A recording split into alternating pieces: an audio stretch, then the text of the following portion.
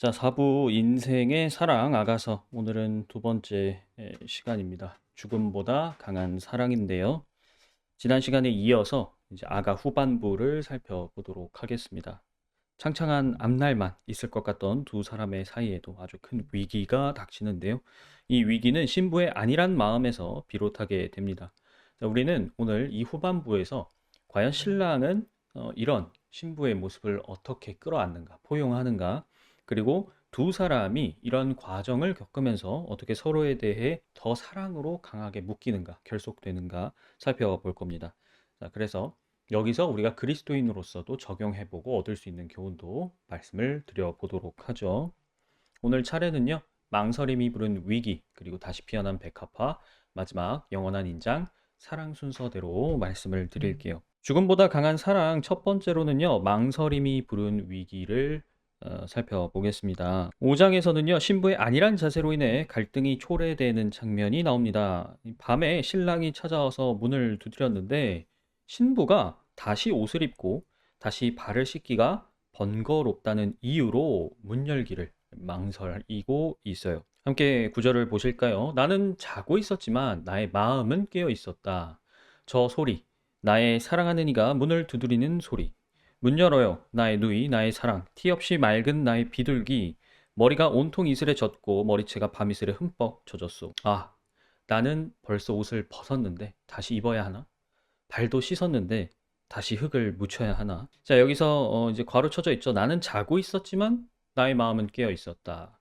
이 표현 때문에 이 상황을 이제 비몽사몽간, 그러니까 꿈속에서 겪는 일이다. 이렇게 보는 견해도 있습니다. 앞선 3장에서 밤에 신랑을 찾아 헤매는 상황도 나왔었는데요. 이건 역시 꿈으로 해석해 볼 수도 있겠죠. 이걸 꿈이라고 볼 경우에는 심리적으로 사랑의 관계에서 벌어지는 내면적인 갈등을 묘사하는 것이다. 이렇게 얘기해 볼 수 있을 것 같습니다. 여기서 핵심은 무엇일까요? 정말로 사랑하는 신랑이 문을 두드렸는데도 본인이 자려고 누웠다는 이유로 고민을 하고 있다는 거예요. 내가 옷을 벗었는데 다시 입어야 되나? 발도 씻었는데 발 더러워질 건데 귀찮은데? 이제 이런 생각이 드는 것이죠. 이거는 사랑하는 관계에서도 자기 중심적인 생각, 그죠?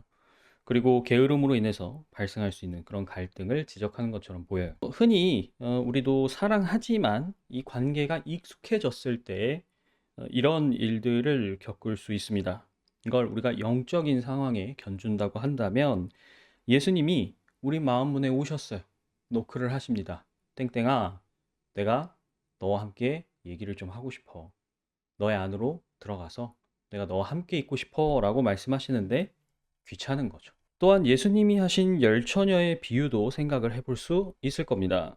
신랑은 밤에 언제 올지 모르죠. 그런 신랑을 기다리는 마음으로 기름을 잘 준비했던 여인들은 기름 없이 등만 가지고 있었던 여인들과 대조를 이룹니다. 그러니까 영적인 나태함과 안일함은 신랑과 우리 사이를 떨어뜨려 놓을 수 있는 일종의 사랑의 방해꾼, 그런 역할을 한다는 거죠. 여기에는 크게 두 가지가 작용한다고 얘기할 수 있을 겁니다. 첫 번째는 익숙함이죠. 두 번째는 안락함입니다. 지금 아가서에서 보이는 신부의 태도는 잠언에서 계속해서 여러 차례 지적했던 게으른 사람의 전형이라고 할 수 있어요. 문제는 그 순간의 게으름으로 말미암아 신랑을 맞이해야 되는 정말 정말 인생에서 중요한 순간을 놓쳐버릴 수가 있다는 겁니다. 자, 신부는 망설이다가 결국엔 문을 열었지만 신랑은 이미 몸을 돌려서 떠나고 있었습니다. 타이밍을 놓친 거죠. 자, 그리고 상당히 충격적인 장면이 언급이 됩니다. 5장 7절에 보시면요. 성읍을 순찰하는 야경꾼들이 나를 때려서 상처 입히고 성벽을 지키는 파수꾼들이 나의 겉옷을 벗기네. 신랑이 자리를 비운 틈을 타서 지금 신부에게 가해지는 폭력이 묘사가 되고 있는데요. 이것이야말로 두 사람의 관계를 크게 흔들 수 있는 외적인 시련이라고 말할 수 있습니다. 물론 여기서 우리가 잘잘못을 따져보면 신랑이 자리를 비우게 만든 원인은 누가 제공했어요?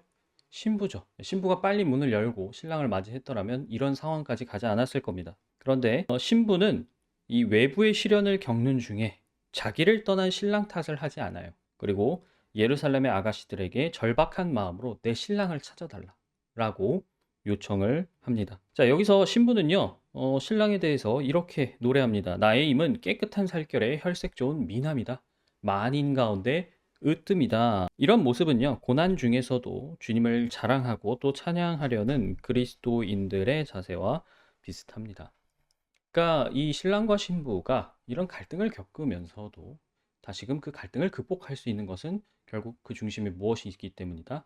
사랑이 있기 때문이다. 문을 두드리는 신랑을 거절한 다음 상처를 입는 모습은요, 우리가 성경의 여러 대목과 비교를 해볼 수 있을 텐데요. 자, 예를 들어서 하나님을 거절한 뒤에 외부 민족의 약탈에 시달렸던 사사기 역사도 그렇고요. 선지자들의 말에 경청하지 않아서 고생했던 이스라엘의 후반부 역사도 비슷합니다. 시편에 보면 하나님을 그리워하며 간절히 찾는 다윗의 노래가 나오는데요. 시편 13편이죠. 주님, 언제까지 나를 잊으시렵니까? 영원히 잊으시렵니까? 언제까지 나를 외면하시렵니까? 나는 주님의 한결같은 사랑을 의지합니다.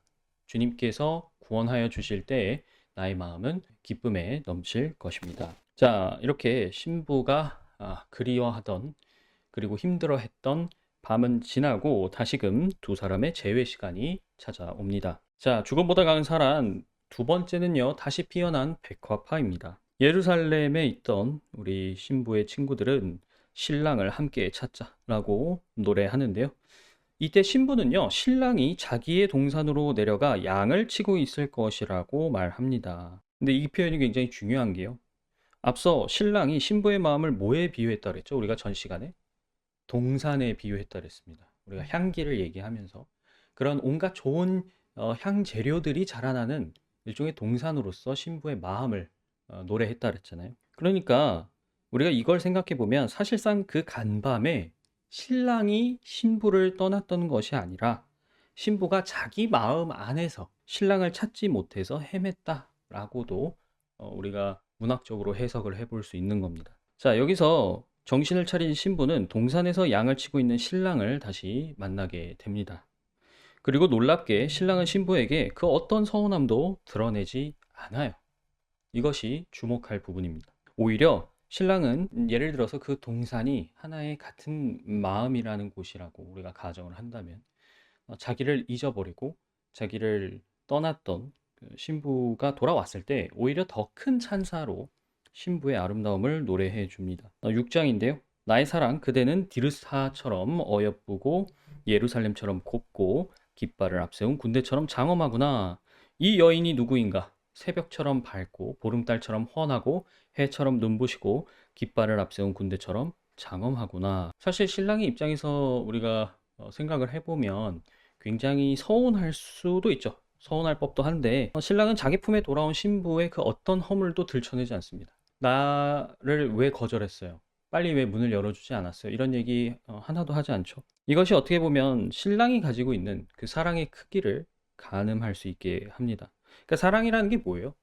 조건 없는 용서, 조건 없는 포용이다 라는 것을 몸소 보여주고 있는 것이죠. 자, 잠언에서도 또 신약 성경에서도 사랑에 있어서 다른 사람의 허물이라고 한다면 이제 실수나 일종의 사소한 잘못들이죠.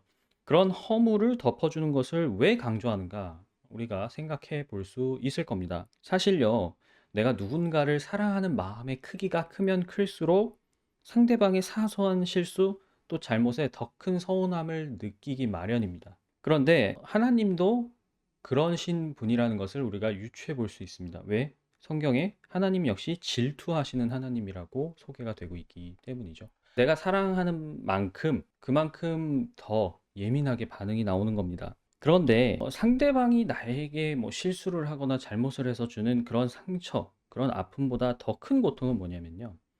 그 사람이 계속해서 잘못된 길로 가는 거예요. 그래서 사랑은요, 질투하기는 해도 복수를 하지는 않습니다. 나한테 이런 상처를 줬어? 나한테 이런 짓을 했어? 너가 어떻게 그럴 수 있어? 하고 복수하는 게 아니라 내가 사랑하는 그 존재가 이 올바른 길, 생명의 길에서 벗어나지 않기를 바라는 이 마음이 사실 사랑이죠. 상대방이 잘 되기를, 정말 선한 그런 길을 걷기를 바라는 갈망이 내가 그 사람에게 어떤 상처를 받았을 때 느끼는 미움보다 더 크죠. 그것이 하나님께서 우리한테 이야기하시는 당신의 사랑입니다. 시편 103편은요. 이런 주님의 놀라운 사랑을 찬양하는데 내 영혼아 주님을 찬양하여라. 주님이 베푸신 모든 은혜를 잊지 말아라. 주님은 너의 모든 죄를 용서해 주시는 분. 모든 병을 고쳐주시는 분, 생명을 파멸해서 속량해 주시는 분, 사랑과 자비로 단장하여 주시는 분, 평생을 좋은 것으로 흡족히 채워주시는 분, 내 젊음을 독수리처럼 늘 새롭게 해주시는 분이시다라고 하죠. 자, 세상은요, 이 성경을 읽을 때 종종 하나님의 심판만, 아니면 하나님의 진노, 이런 부분만 꼬집으면서 하나님이 굉장히 매정한 신인 것처럼 이야기를 할 때가 있습니다. 그러나 우리가 항상 유념해야 될 것은 하나님이 그런 결정을 하기까지 얼마나 참으셨는가. 그리고 그 이면에 하나님의 사랑이 얼마나 크게 이 세계를 붙들고 있는가를 생각해 본다면 그 누구도 사실 감히 하나님을 비난할 수 없다고 저는 개인적으로 생각을 합니다. 이제 갈등을 딛고 서로의 사랑을 다시 확인한 두 사람은요, 7장에서 노래와 춤으로 서로의 사랑을 다시 고백하며 이 첫사랑이 이제는 이런 갈등 상황들을 여러 번 겪으면서 더 완숙해지고 마침내 열매 맺는 나무처럼 더 넓은 곳으로 뻗어나가는 과정을 보여주고 있습니다. 자, 그런데 여기서 이 아가의 표현을 잘 보면요, 상당히 관능적인 그런 느낌이 드실 거예요. 7장의 묘사인데요. 오 나의 사랑, 나를 기쁘게 하는 여인아, 그대는 어찌 그리 아름답고 고운가.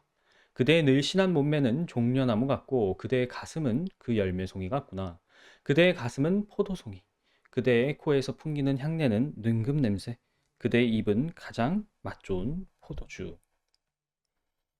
아가는요, 처음부터 끝까지 이런 관능적인 묘사가 굉장히 많이 나옵니다. 그래서 예전에 이제 유대교에서는 30세 이전에 아가서를 읽게 하지 못했다는 그런 전통도 있었다 그래요. 자, 그렇다면 성경의 다른 책과 달리 왜 유독 아가는 일종의 금기시 되는 것처럼 생각했던 그런 특징을 담고 있는가? 살펴보도록 할게요. 성경을 읽던 많은 독자들을 당혹시킨 이 아가의 직설적이고 또 관능적인 묘사는 몇 가지 중요한 사실을 말하고 있습니다. 자, 첫 번째로 사랑은 태초에 세상에 들어온 죄로 인해서 나타났던 부끄러움을 회복하는 길이라는 거예요. 자, 여러분, 창세기에서 인간이 타락한 다음에, 그러니까 선과 악에 대한 지식의 눈을 뜬 다음에 사람이 가장 먼저 했던 일이 뭡니까? 자기 몸을 부끄러워하고 가리는 거였어요. 자, 그런데 아가서를 보면요, 신랑과 신부는 서로의 몸을 당당하고 또 아름답게 묘사합니다. 전혀 서로의 어떤 그런 벌거벗은 몸에 대해서 부끄러워하지 않고 있어요. 이건요, 서로 자기 몸의 수치를 가리고 싶어 하는 인간의 본성이 어디에서 비롯하게 되었는가. 그리고 사랑은 어째서 그 자기가 가리고 싶어 했던 수치를 서로에게 기꺼이 거리낌 없이 내어 보이게 하는가 생각을 하게 만든다는 거예요. 성경은요, 분명히 무절제한 성에 대해서 굉장히 강력하게 꾸짖고 있습니다. 반면 부부의 관계 안에서 누리는 성에 대해서는 오히려 부끄러움이 없는 온전한 연합으로서 제시를 하고 있어요. 서로의 몸에 대해서 부끄러워하지 않고 내가 남들 앞에선 가리려고 하는 부분을 그 상대에게, 배우자에게 가리지 않는다라는 이 관계 자체가 어떻게 보면 태초에 있었던 그 순수한 상태로 서로를 마주하는 그런 의미가 아닐까 생각을 해볼 수 있다는 것이죠. 두 번째로는요, 유대교도 마찬가지고 기독교도 이 사랑의 표현을 빌려서 하나님 그리고 인간의 관계를 설명을 합니다. 특히 기독교에서는 신랑을 예수님, 신부를 우리 그리스도인 공동체로서 교회로 보기 때문에 아가와 같은 작품은 단순히 아가페 개념의 사랑만이 아니라 에로스 개념의 사랑도 동시에 강조하는 것이다. 이렇게 해석을 해볼 수 있을 것 같아요. 우리가 이제 흔히 에로스적인 사랑 하면 뭔가 육적이고 저급한 거, 그 다음에 아가페적인 사랑 하면 영적이고 고귀한 것으로 그런 인식을 많이 갖고 있죠. 근데 아가는 사실상 이 두 가지가 통합되고 있다고 말씀을 드릴 수 있을 것 같아요.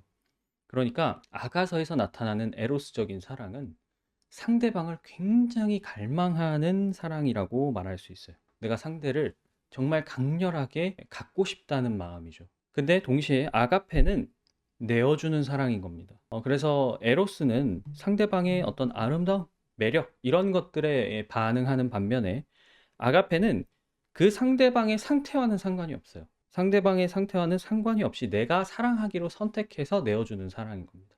이 두 가지 사랑의 측면이 서로 융합되어 있는 그래서 부부의 관계로 비유가 되고 있는 걸로 우리가 이해를 해볼 수 있겠죠. 아가에서는요, 죽음보다 강한 사랑이라는 표현을 자주 쓰는데, 이게 이 아가가 말하는 사랑이 아가페적인 언약 위에 서 있으면서도 그냥 이게 단순히 관념적으로 사랑하는 게 아니라 하나님께서 우리를 뜨겁게 열망하고 계시다라는 사실도 이야기하고 있는 겁니다. 그러니까 에로스 없는 아가페는 차갑고 아가페 없는 에로스는 공허하다라는 말을 이 아가가 사실 가장 잘 보여주고 있는 것이죠. 이는 히브리어 헤세드라고도 우리가 요약을 해볼 수 있는데, 아가페는 주는 사랑이라 그랬죠.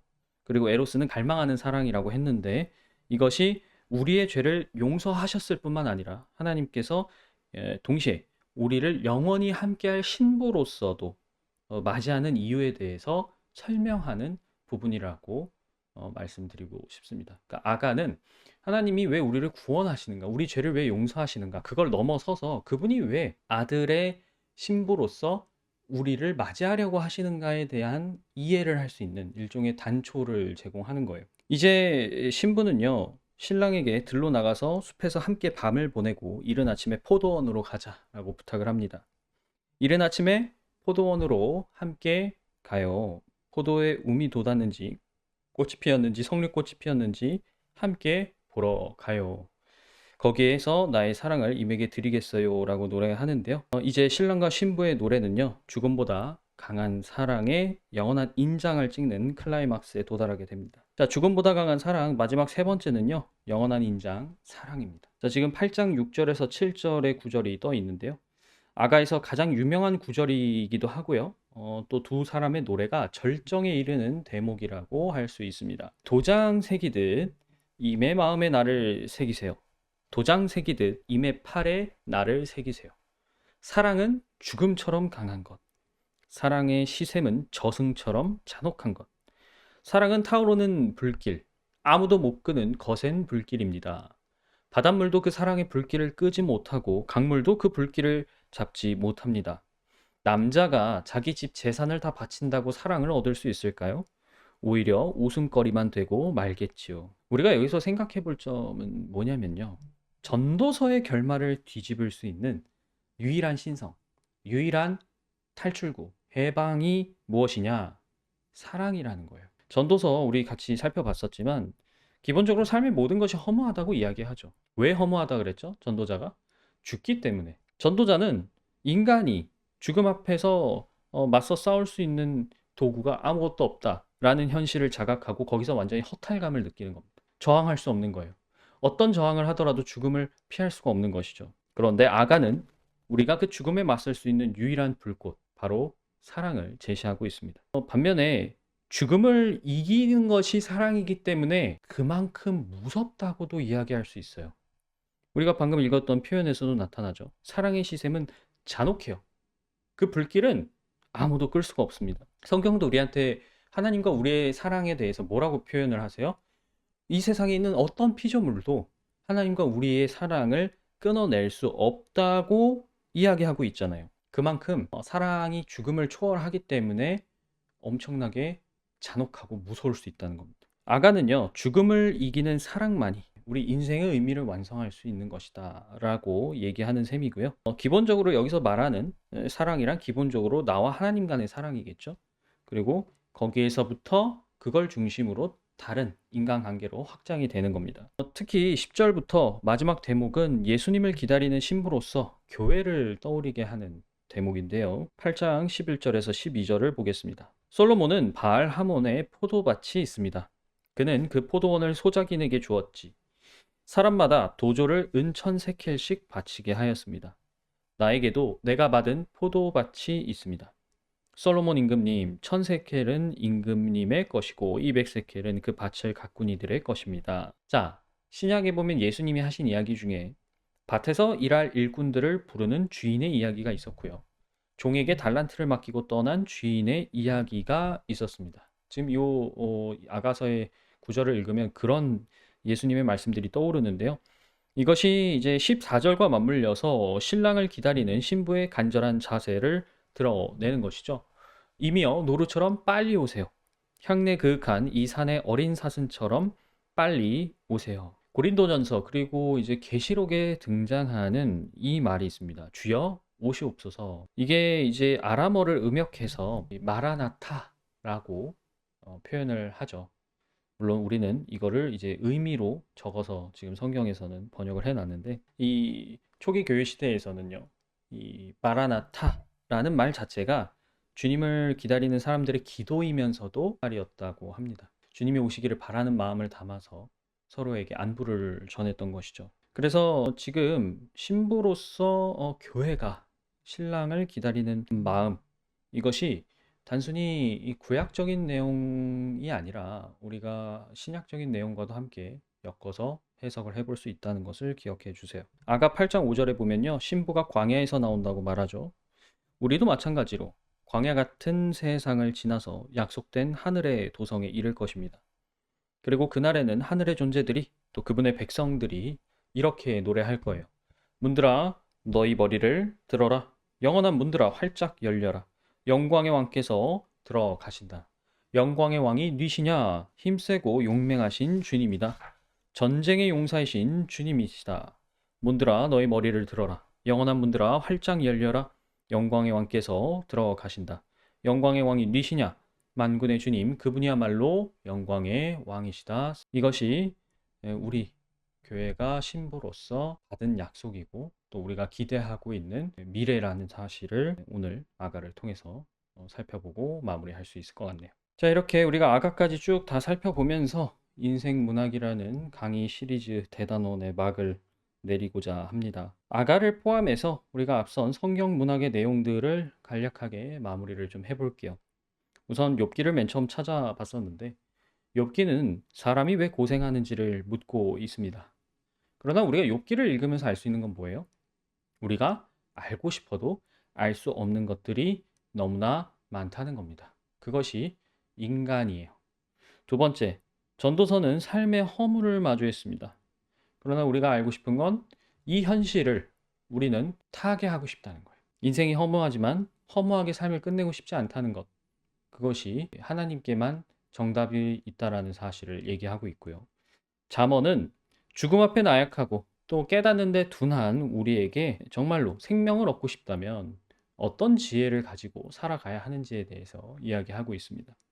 그리고 마지막으로 아가는 이 모든 것을 사랑으로 묻고 있어요. 사랑이 없으면 지혜는 차가운 율법이 되어버립니다. 또 사랑이 없으면 죽음을 이길 수도 없죠. 사랑이 없다면 우리가 알아도 믿을 수는 없을 겁니다. 신뢰할 수 없겠죠. 그래서 우리가 살펴본 이 순서대로 여러분들이 얻으셨던 교훈들을 잘 마음에 유념해 두시고요. 인생문학 강의를 통해서 이런 작품들이 던지는 삶의 의미들을 다시 한번 생각해 보시고, 시편 같은 경우는 우리가 분량이 많아서 다 따로 빼서 보지는 못했습니다만 제가 중간중간 관련 있는 내용들을 설명드렸었죠. 지금 욥기, 전도서, 잠언, 아가 이 내용을 머리에 담으시고서 다시 한번 시편을 처음부터 끝까지 한번 쭉 읽어보시길 바랍니다. 그러면 그 전에 시편을 읽었을 때와 확연하게 뭔가 다른 인상이라던가 깨달음들을 얻으실 수 있을 거라고 저는 개인적으로 기대를 합니다.